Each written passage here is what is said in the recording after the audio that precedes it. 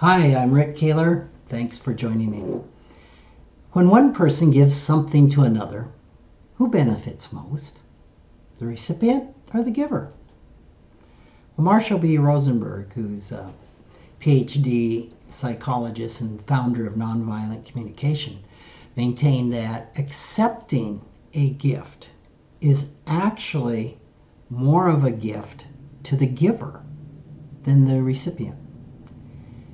He believed that it's our nature to enjoy giving and receiving in a compassionate manner. However, giving isn't often the joyful experience that we really hope for. It can be fraught with a lot of risk. I mean, have you ever given something to someone who never thanked you for the gift? Have you ever received a gift from someone that wasn't even something you wanted? Or a gift that actually caused you more time, trouble, and expense than you felt it was worth? Well, if you have, you're not alone. These are pretty common experiences.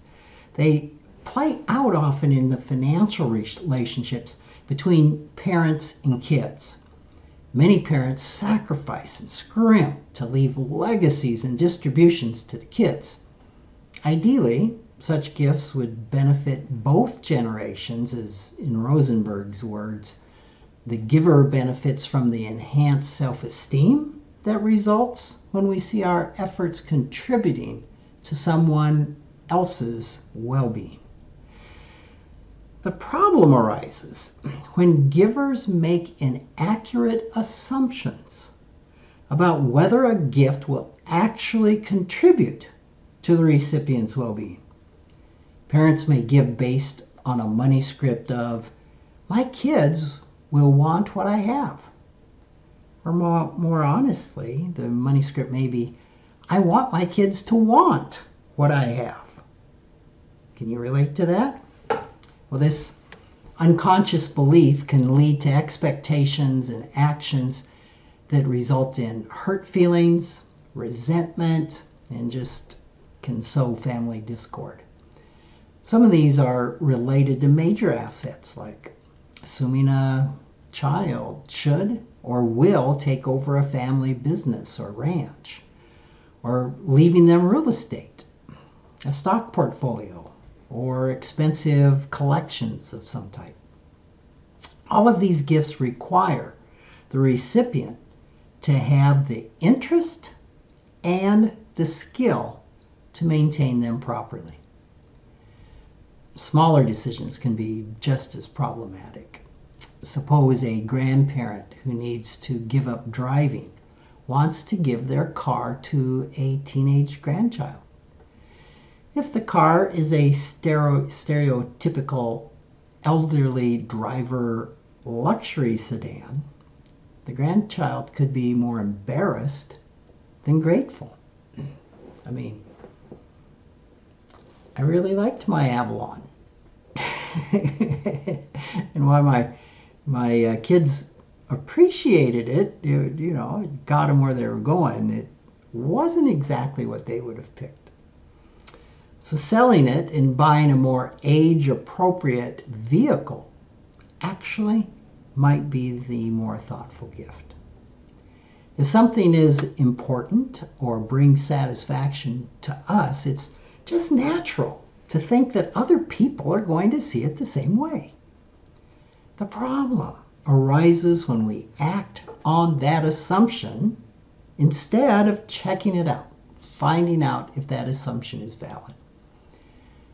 I once had a client couple who were sacrificing their retirement lifestyle so they could leave the kids the family home that they all grew up in. I encouraged them to discuss the inheritance with their kids at the next family gathering. The discussion included information on the cost of upkeep and taxes, and how much time the various families would actually be able to spend at the house, and how the shared ownership might work. Ultimately, the siblings all agreed they didn't want the house. If I remember right, I think the cost for each of the four families, four kids, was going to be $1,000 a month or $12,000 a year for all of the upkeep. The memories of family time spent there were precious to them, but those memories were not primarily about the property. They were about the people. Continued family closeness mattered just a whole lot to them. But they didn't need to keep the house or spend the time and money that keeping it would require in order to maintain that closeness.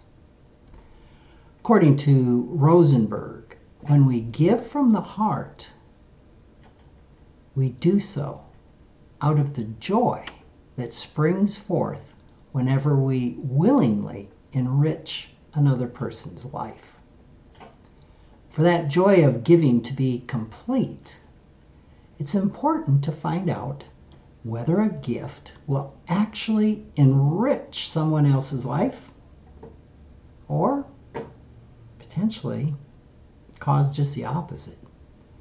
The simplest method to do that is often just to ask, as the parents did about the family home. The resulting conversation allowed the children to appreciate their parents' loving intention. The gift of the house may have been refused, but the deeper gift of family closeness was accepted with gratitude. Thanks for listening.